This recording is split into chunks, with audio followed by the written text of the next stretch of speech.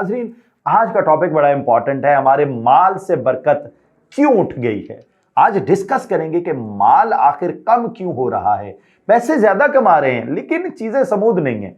मैं बताता हूं, जिस वक्त हमारी दर्जन 13 की थी ना, हमारे माल में बरकत थी।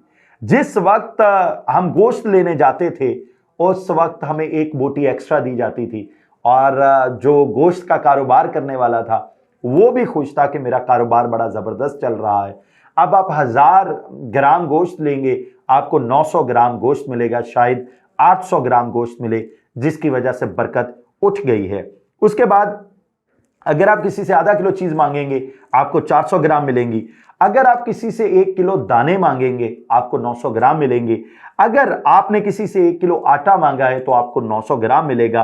पहले यह होता था कि सब्जी लेने गए, धनिया और मिर्चें फ्री होती थी, लेकिन अब आपको उसके दाम देने पड़ते हैं। उसके बाद आप फ्रूट वाले के पास जाते थे, आपको कुछ एक्स्ट्रा मिलता था, एक आध सेब एक्स्ट्रा होता था। अब आपको सेब एक्स्ट्रा भी नहीं मिलेगा और जो मिलेंगे उनमें से भी 2 गले हुए मिलेंगे। अच्छा, पहले हमारे घरों में सालन बनता था और वो सालन थोड़ा सा एक्स्ट्रा शोरबा बनाया जाता था क्योंकि पड़ोसियों के घर हमने वो सालन भेजना होता था।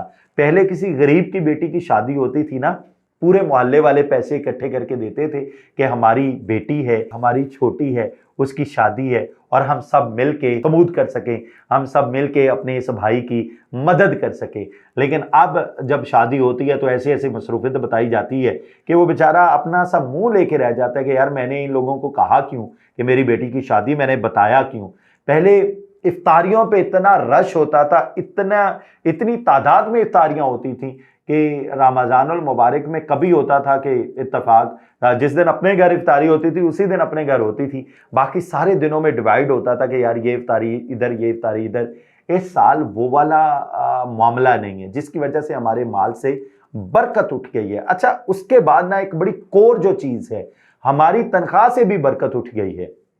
तनख्वाह से, महंगाई तो अपनी जगह एक फैक्टर है ना, तनख्वाह से बरकत उठने का एक बड़ा कारण है जो आप लोगों से मैं डिस्कस करता हूं। वो शख्स जो अपनी जॉब आवर्स को बेहतरीन यूटिलाइज करता है उस शख्स की तनख्वाह में बरकत होगी। वो शख्स जो अपनी जॉब आवर्स को सिर्फ मजदूर की तरह बार बार टाइम देख रहा है, अच्छा यार 2 घंटे हो गए हैं, बस 4 घंटे बाकी हैं, 6 घंटे की नौकरी है, बस 3 घंटे हो गए हैं, 3 घंटे बाकी, बस 4 घंटे हो गए, 2 घंटे बाकी, 5 घंटे, 1 घंटा, बस 15 मिनट बाकी, 20 मिनट बाकी।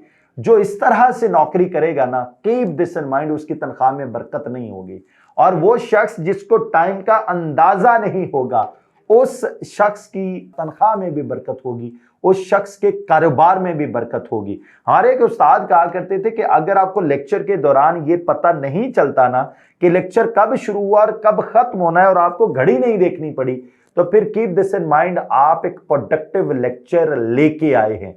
और अगर आपको 40 मिनट के लेक्चर में बार बार ये महसूस हो रहा है कि पता नहीं कितना टाइम रह गया जी, पता नहीं यार लेक्चर ही नहीं खत्म हो रहा, यार कदों सर ने जाना जी, यार बोल ही जा रहे ने, यार मेरे तो ऊपर से गुजर रहा है, तो फिर कीप दिस इन माइंड कि आप वो लेक्चर ध्यान से नहीं सुन रहे और आपके उस लेक्चर में बरकत नहीं होगी।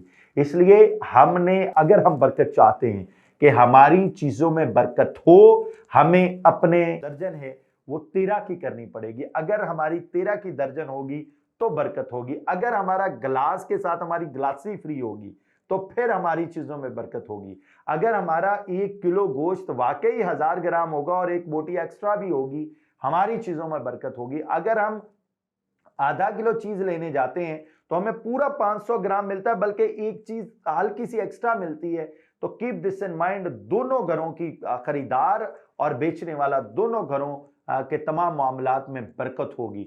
और अगर आपने दाने 1 किलो 1000 ग्राम कहीं से लेने हैं, आटा 1000 ग्राम लेना है, अगर वाकई वो 1000 ग्राम होगा तो हमारी चीजों में बरकत होगी। और जब तक हम सब्जी के साथ धनिया और मिर्चें फ्री नहीं कर देते, ये धनिया और मिर्चों का इस्तियारतन ले लीजिए। लेट्स सपोज आप किसी के साथ कोई डील कर रहे हैं, आपने उस डील में 5000 एक्स्ट्रा दे दिया, ठीक है जी, मैंने 1.5 लाख कमाया, आप 5000 उस शख्स को मार्जिन दे के देखिए, आपके उस 1,45,000 में इतनी बरकत होगी कि आप हैरान होंगे कि यार मैं कौन सा बड़ा काम कर गया हूं। So ladies and gentleman, boys and girls, अगर हम चाहते हैं कि हमारे माल में बरकत हो, तो फिर कुछ ना कुछ निकालना सीखिए। आप घर में फल भी लेके आए, जो भी फल हो उसमें से कोई एक एक दाना किसी को आप अल्लाह के वास्ते दे दीजिए। इससे कतई नजर के वो हकदार है कि नहीं है।